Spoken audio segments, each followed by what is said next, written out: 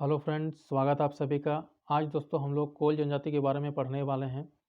कोल जनजाति का जो है कंप्लीट जानकारी आपको देंगे हम। इस वीडियो के अंत में जो है कुछ हमने एमसीक्यू क्वेश्चंस भी डिस्कस करे हैं, जो इसका थ्योरी जानने के बाद आपको जो है ज़रूर से ज़रूर प्रैक्टिस करना है। तो वीडियो में अंत तक बने रहिएगा ताकि कोल जनजाति का कंप्लीट इन्फॉर्मेशन के बाद आपका जो है एमसीक्यू प्रैक्टिस भी हो जाए। तो शुरू करते हैं। तो देखिए दोस्तों, हम उन्हीं बिंदुओं पर चर्चा करेंगे जो कि एग्जाम पर्सपेक्टिव से इम्पॉर्टेंट है, जहाँ से एग्जाम में प्रश्न पूछे जाते हैं। ठीक है, एक्स्ट्रा इन्फॉर्मेशन हम नहीं जानेंगे, वो इन्फॉर्मेशन आपका कोई काम का नहीं है दोस्तों। ठीक है, तो जो एग्जाम में पूछा जाता है उसी पर हम चर्चा करेंगे यहाँ पर। तो सबसे पहला पॉइंट आपको याद रखना है कि यह जो जनजाति है आपका प्रोटो ऑस्ट्रेलाइड समूह से संबंधित है। यानी झारखंड के जितने भी जनजाति है वो किसी न किसी प्रजातीय समूह से बिलोंग करता है। जैसे संथाल जनजाति भी आपका प्रोटो ऑस्ट्रेलाइड से बिलोंग करता है आपका। जैसे उरांव जनजाति हो गया आपका, उरांव जनजाति आपका द्रविड़ प्रजातीय समूह से बिलोंग करता है। ठीक उसी प्रकार आपका कोल जो है आपका प्रोटो ऑस्ट्रेलाइड से बिलोंग करता है। इनकी जो भाषा का नाम भी आपका कोल है। याद रखना है कि जो कोल जनजाति का जो भाषा है उसको क्या कहा जाता है? कोल। और इसका जो भाषाई रूप से इसका जो संबंध है आपका कोलेरियन समूह से है। देखिए, झारखंड की जो जनजातियों की जो भाषा है उसको भी भाषा परिवार में विभाजित किया जाता है। जैसे कि आपका उरांव जनजाति का भाषा क्या है? आपका कुडुक। तो कुडुक जो है आपका द्रविड़ भाषा परिवार में आता है। ठीक, आपका मुंडा का हो गया मुंडारी भाषा परिवार। तो मुंडारी भाषा जो है मुंडा भाषा परिवार में आता है या आस्ट्रिक भाषा परिवार में आता है। ठीक उसी प्रकार हो जनजाति की भाषा हो गया हो, तो हो आपका किस में आता है? मुंडा भाषा परिवार में या आस्ट्रिक भाषा परिवार में। ठीक उसी प्रकार जो है कोल जनजाति का भाषा क्या है? कोल। और ये जो आपका कोलेरियन भाषा परिवार में आता है या कोलेरियन समूह में आता है। तो ये फैक्ट आपको याद रखना है। कोल जो है झारखंड की 32वीं जनजाति है। यानी झारखंड में जो 32 नंबर का जो जनजाति है, 32nd नंबर का जो जनजाति है वो आपका कोल है। तो याद रखना है जो सबसे लास्ट में जो जनजाति है झारखंड में मान्यता मिलने वाला वो आपका कोल है। और इसको मान्यता कब दिया गया था भारत सरकार के द्वारा? तो 2003 को। तो ये डेट भी आपको याद रखना है कि 2003 को जो है कोल को एज ए ट्राइब जो है घोषित किया गया। किसके द्वारा? भारत सरकार के द्वारा। और यह झारखंड की 32वीं जनजाति बन गई। ठीक है, भारत सरकार के आपका आदेश के बाद से। तो कब दिया गया था? 2003 में। और यह झारखंड की 32वीं जनजाति है। 31वीं जनजाति जो है झारखंड की वो है आपका कवार जनजाति। ठीक है, और 32वीं होगी आपका कोल। नेक्स्ट है झारखंड में इस जनजाति का संकृदन यानी जमाव जो है कहाँ पर आपको देखने को मिलेगा? देवघर में, दुमका में और गिरिडीह जिला में। तो जो बहुतायत मात्रा में जो कोल जनजाति आपको पाया जाता है वो आपका देवघर, दुमका और गिरिडीह में। इनका जो परिवार होता है पितृसत्तात्मक और पितृवंशीय होता है। किस तरह का परिवार होता है? तो पितृसत्तात्मक और पितृवंशीय। तो ये भी पॉइंट आपको यहाँ पर याद रखना है। कुछ और महत्वपूर्ण बिंदुओं पर हम चर्चा करेंगे, जैसे कि कोल जनजाति में आपका गोत्रों की संख्या कितनी है? तो इसमें 12 गोत्र है। सभी गोत्रों के नाम आपको याद नहीं रखने हैं, बल्कि आपको संख्या याद रखनी है कि कितने गोत्र हैं। तो 12 गोत्र है आपको। वधु मूल्य, इस जनजाति में जो वधु मूल्य है उसको कहा जाता है? पोटे।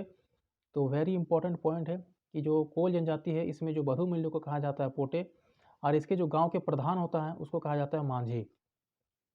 ठीक है, एक्स्ट्रा इन्फॉर्मेशन नहीं पढ़ना है हम लोग को। ठीक है, बुक में जितना लिखा हुआ है उतना ही हम लोग को पढ़ना है। इसमें गांव के प्रधान को ये कहा जाता है, गांव को क्या कहा जाता है, पुरोहित को क्या कहा जाता है, उतना हमको लोग को देखना नहीं है। जो आपके और हमारे बुक में जो दिया हुआ है, आप अगर मनीष रंजन पढ़ रहे हैं हम भी पढ़ रहे हैं, आप उड़ान पढ़ रहे हैं तो हम भी उड़ान पढ़ रहे हैं, आप सीमांकन पढ़ रहे हैं हम भी सीमांकन पढ़ रहे हैं। तो हम जो यहाँ पर जो है मटेरियल जो है बना रहे हैं ये सारे बुक का जो है समावेश है। तो कहीं नहीं दिया हुआ इसका मतलब जो है एग्जाम में जो है नहीं पूछेगा। ठीक है, नेक्स्ट इनके गांव के प्रधान को क्या कहा जाता है? गांव के प्रधान को मांझी कहा जाता है।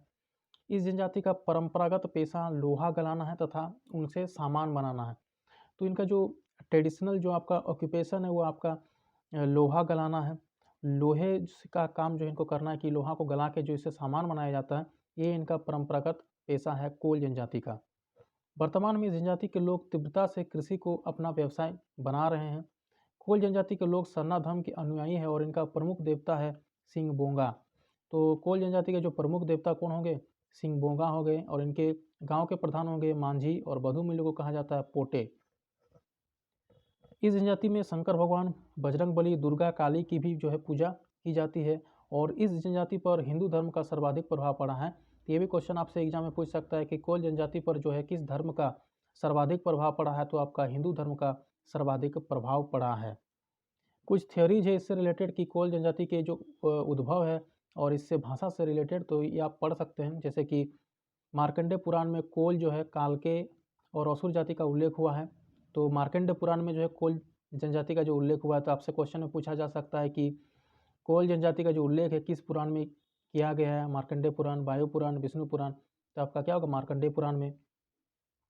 नेक्स्ट पॉइंट है महाभारत में कोल, किरात और निषाद आदि की भी चर्चा हुई है, यानी महाभारत में जो है इसकी चर्चा की गई है। रामायण में सबर निषाद के साथ कोल का भी उल्लेख मिलता है। तो यहाँ बेसिकली दिया गया है कि किस किस सोर्स में कोल का है जो जिक्र है, मिला है।